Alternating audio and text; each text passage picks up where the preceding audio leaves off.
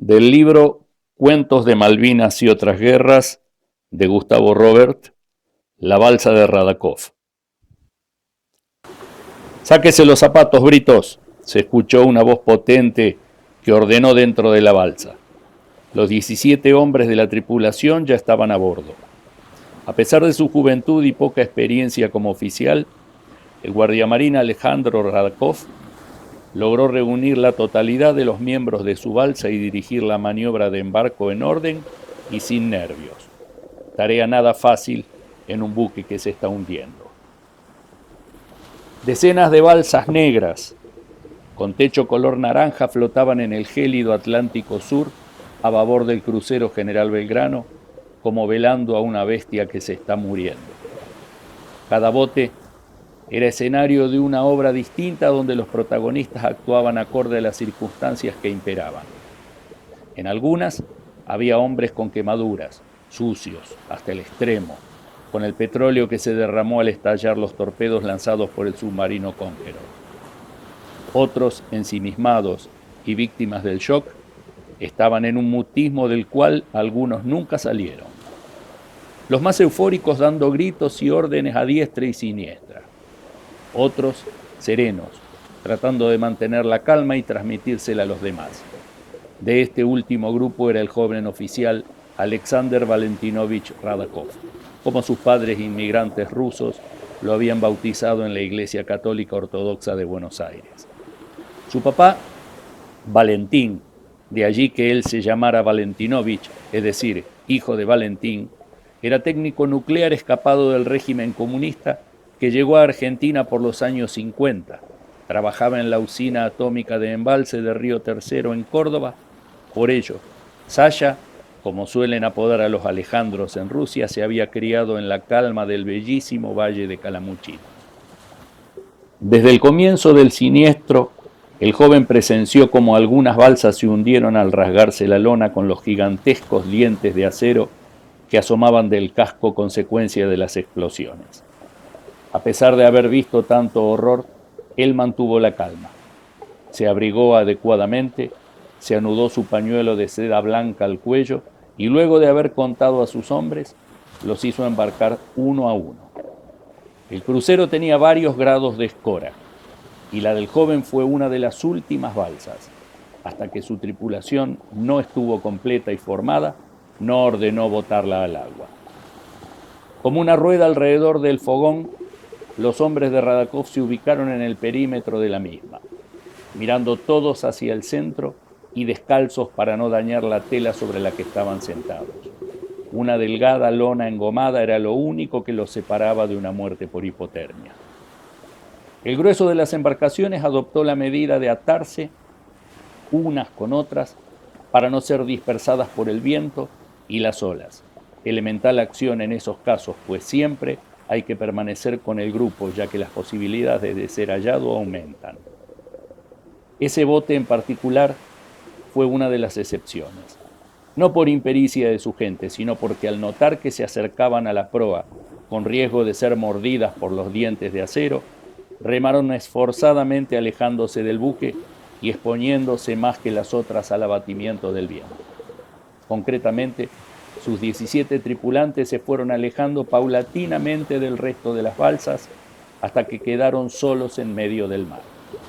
Desde casi una milla de distancia pudieron ver cómo con sus 182 metros de acero el buque asomaba su popa del agua mostrando los colores rojo y gris.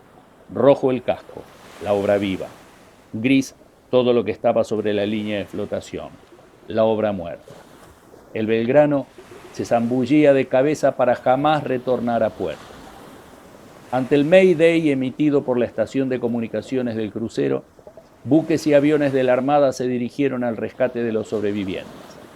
El comandante del aviso Ara Gurruchaga, que navegaba por la zona, ordenó adelante toda y puso rumbo al lugar del naufragio. Este, como los demás buques de la flota, tenía tripulantes que en las maniobras con riesgo de hombre al agua se arrojarían al mar para salvar de una muerte segura a quienes cayesen. El cabo primero Juan Carlos Bonilla era uno de ellos. Mientras navegaban hacia el naufragio, el joven marplatense se puso el traje de neoprene, aletas, cinto de lastres, luneta y snorkel. Llevaba 2 años como nadador de rescate y era la primera vez que tendría una situación real. El corazón le latía muy fuertemente y aunque hacía frío, él sentía calor. Se vio desde mucha distancia el manchón naranja en el horizonte gris del Atlántico Sur, que ondulaba como si fuera parte de la marea. A medida que se iban acercando, se empezaron a distinguir las balsas. Una vez en el área, Bonilla y sus 2 compañeros saltaron al agua y se abocaron a colaborar en el rescate de los náufragos. Acercaban una balsa a otra, las desataban a medida que se iban vaciando, para que no interfirieran con las que aún albergaban gente, además de otras tareas. Los 3 nadadores eran hombres muy bien entrenados y con muchas horas de natación en aguas abiertas. En época de su curso de formación, diariamente recorrían la distancia que hay desde el faro Punta Mogotes hasta el puerto de Mar del Plata, ida y vuelta. Algunos días incluso se largaban a nadar hasta Chapadmalal. El capitán de corbeta Manuel de la Quintana, comandante del Gurruchaga, verificaba la compleja maniobra. Jamás en su vida naval había tenido que rescatar tantos náufragos. Docenas de hombres iban embarcando a medida que cada balsa se amarraba a su buque.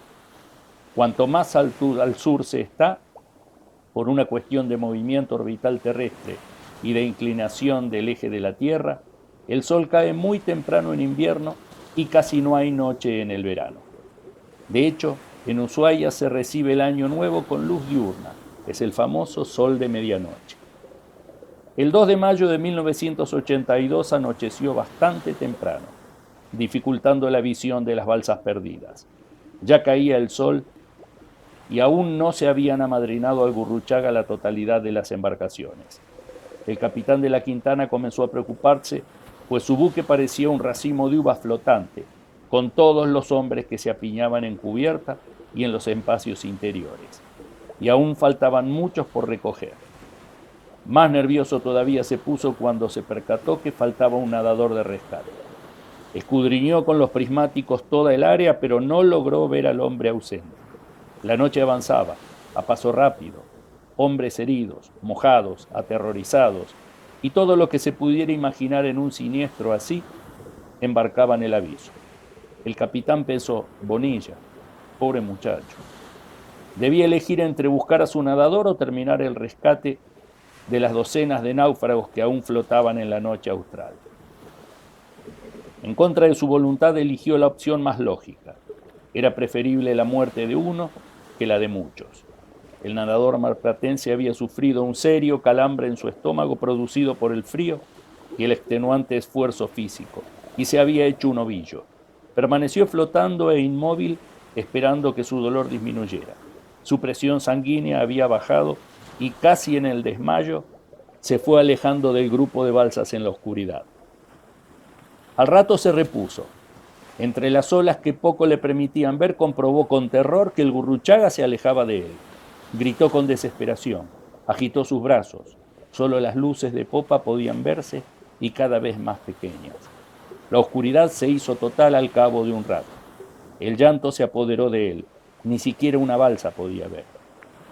A pesar de su angustia, recordó los procedimientos aprendidos.